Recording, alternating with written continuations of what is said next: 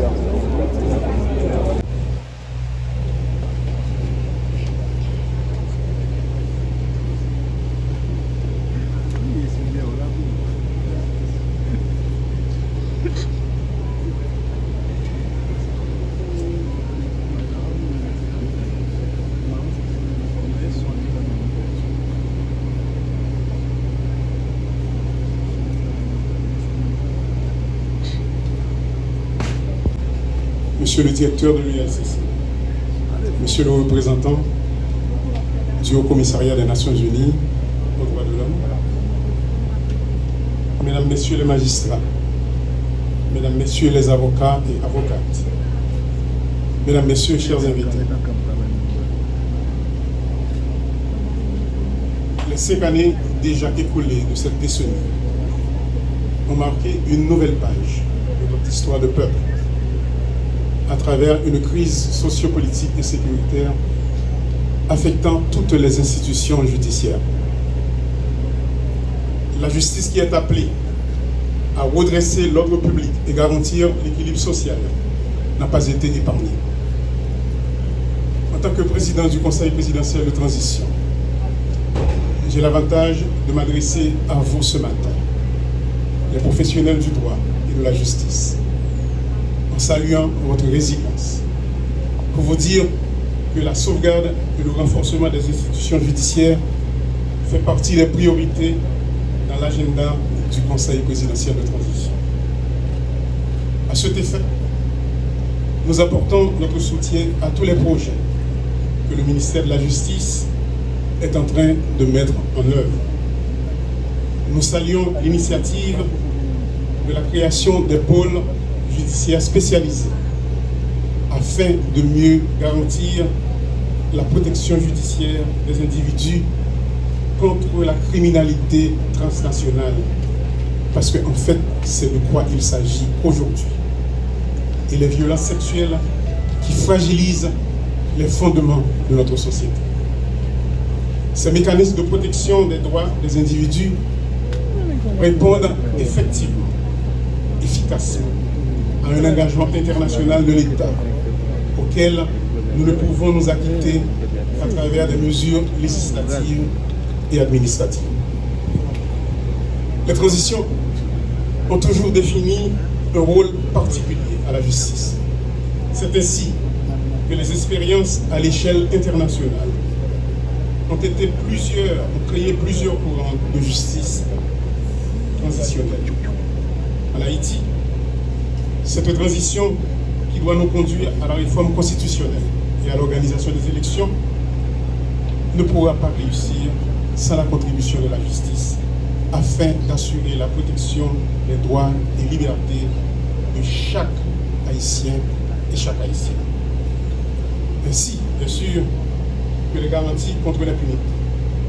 C'est une condition essentielle à remplir par les autorités judiciaires pour la réussite du renouvellement du personnel politique à travers les urnes. Compte tenu que ce processus ne peut avancer sans les efforts dans la sécurité, nous avions exigé un budget de guerre afin d'octroyer le soutien nécessaire aux forces de l'ordre. Ainsi, la lutte contre l'insécurité et le banditisme s'affiche en premier plan de notre ligne d'action.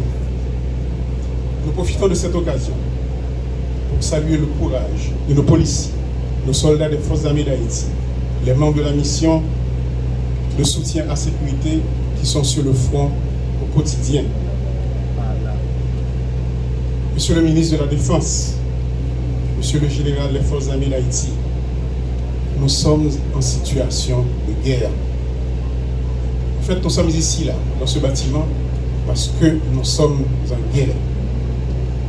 Vous avez le devoir et l'obligation d'utiliser tous les fils et toutes les filles de ce pays désireux de se battre pour cette terre de liberté. Sachez comment vous écrivez cette page d'histoire, parce que nous sommes en train de la faire là maintenant, cette page d'histoire. Et c'est pour ça qu'on a parlé avec le peuple haïtien. Au niveau du Conseil présidentiel de transition, ensemble avec le gouvernement républicain, on mettait en place une commission pour accélérer toute question de passation de marché. On prend un peu de temps à cause de procédures qui sont faites selon les lois et la constitution haïtienne. Mettez la commission ça en place, c'est justement parce que nous sommes dans une situation spéciale. Et nous pensons que tout le monde qui a un rapport à la question de sécurité dans le pays comprenne des machins et entre dans les machins. Mesdames, Messieurs,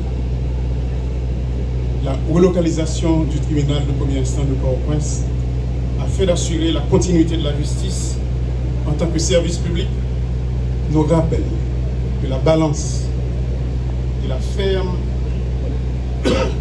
excuse-moi, M. Bandé, doivent demeurer accessibles dans tout état de droit.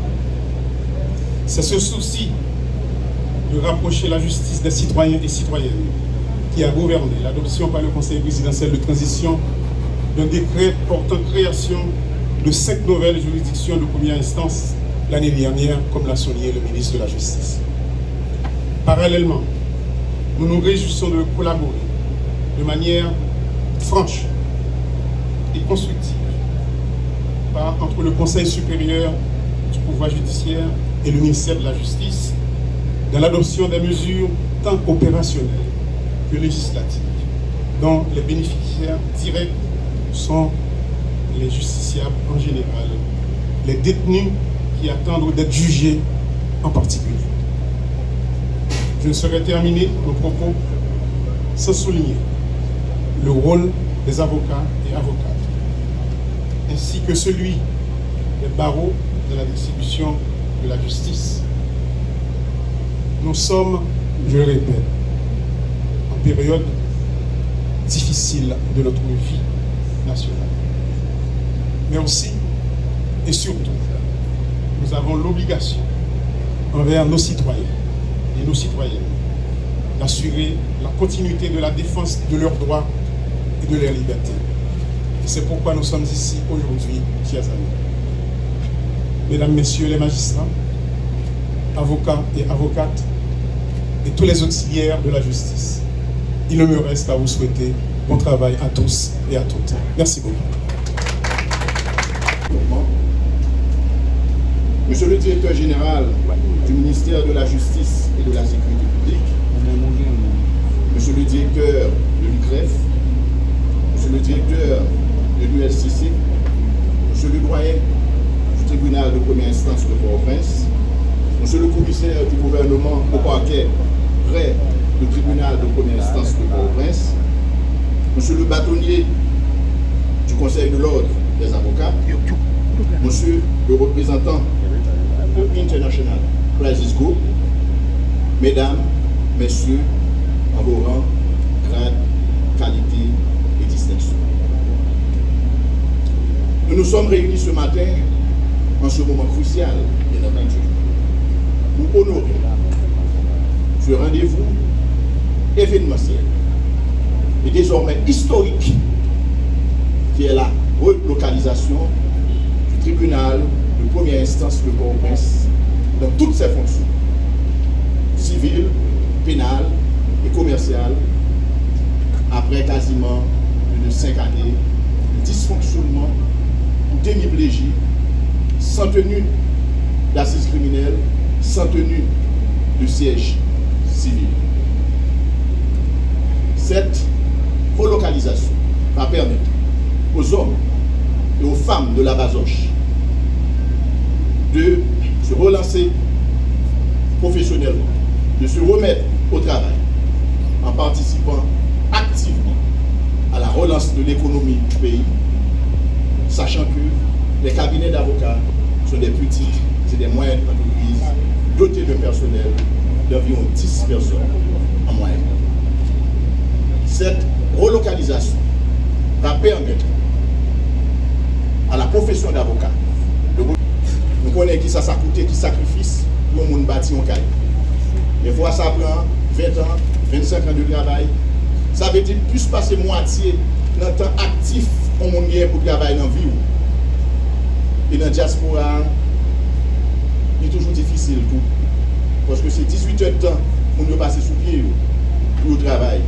Il a fait taxi 2h, 3h du matin. Et tout ça que nous rencontrons, c'est même parole là. Il a fait ça parce qu'il a bâti un caille en Haïti.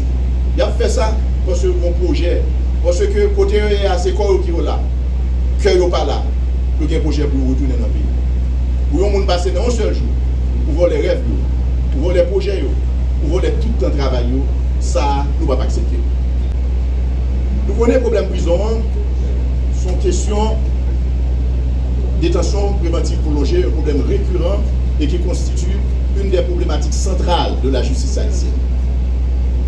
Nous remercions encore le Haut Commissariat des Nations Unies aux droits de l'homme, Dr Arnaud Royer, pour son soutien, à organiser des assises des séances correctionnelles dans plusieurs régions, dans plusieurs juridictions. Et nous allons multiplier assises à eux, et pour au prince ici, pour aller assises criminelles, audience correctionnelle continue pour nous dégager ces micoles. Cependant, nous inquiets. Nous inquiets par rapport au commissaire gouvernement, substitut commissaire du gouvernement, qui émettre ordre de garde à vue, qui va écrire à quel côté dans la loi. Nous inquiets par rapport à monde qui a arrêté, qui a passé 3 semaines, 4 semaines, sans pas avoir juge.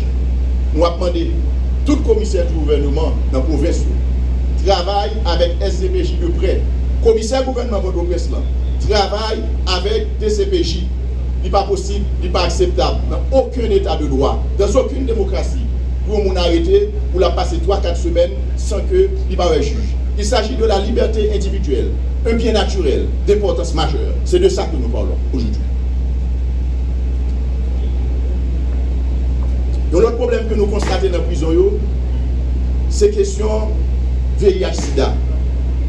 Avec mesure qui prend, nous avons un problème pour nous joindre médicaments ARV pour traiter. Et dans la prison, nous avons 2000 prisonniers qui souffrent de VIH-Sida et parmi lesquels il y a 500 qui sont en suspension de traitement. Le Premier ministre a été touché de problème. Le Premier ministre a mené plaidoyer auprès du département d'État des États-Unis pour nous donner main levée. Mais en attendant, nous préparons pour nous prendre une solution judiciaire technique pour nous éviter une situation humanitaire grave avec propagation, infection dans la prison. Je ne vais pas finir matin sans pas saluer les policiers.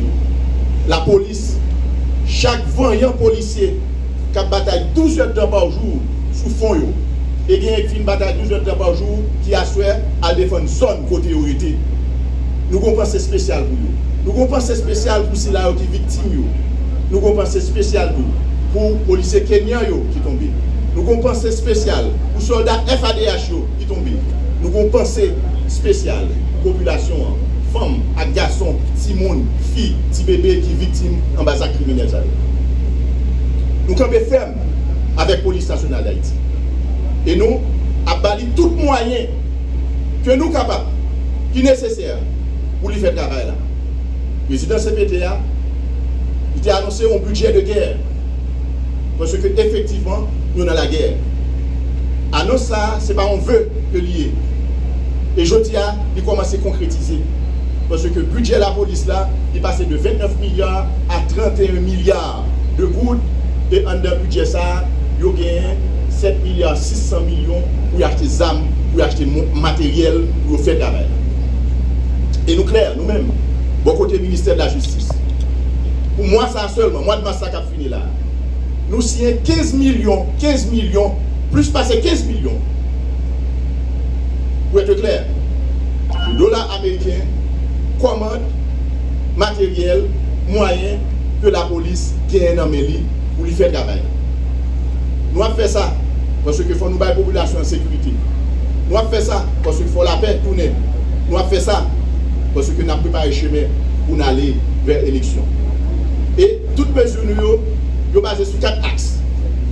Action, résultat, transparence, redevabilité. Action, résultat, transparence, redevabilité. Action, résultat, transparence, redevabilité. Nous travaillons sans relâche pour freiner ce fléau. L'insécurité, qui est une banalisation du droit à la vie, qui est une banalisation de la vie des Haïtiens et des Haïtiennes. Certains disent que la vie ne vaut rien, mais rien ne vaut la vie.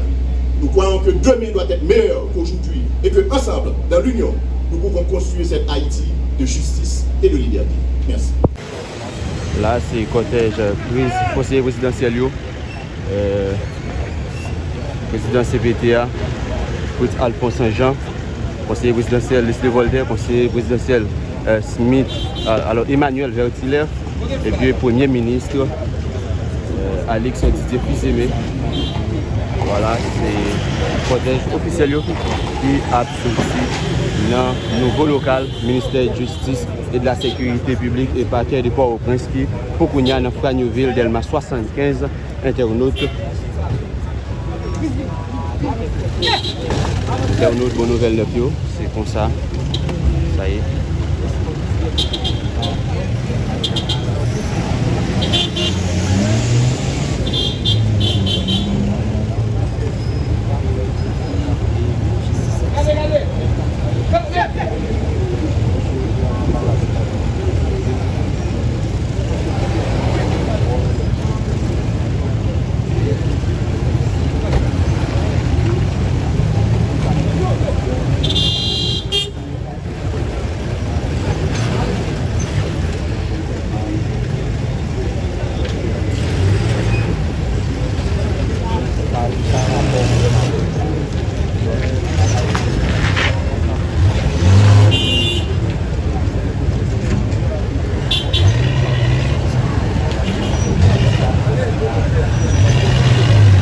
Pour nous souligner, l'autorité a déplacé le ministère de Justice parmi l'autre institution qui était trouvée en bas de la ville, c'est pour cause d'insécurité. Bien pour qu'on y a dans Fragnoville, Delma 75, ministère de Justice et de la Sécurité publique et parquet de Port-au-Prince, lui-même les logés, ils ont même logé à cause d'insécurité, bandits qui participent à Taï Banda dans la capitale là. Bien, l'autorité a décidé de reloger le bâtiment reloger l'institution dans Delma 75 pour échapper pour employer l'institution en bas d'institution armée.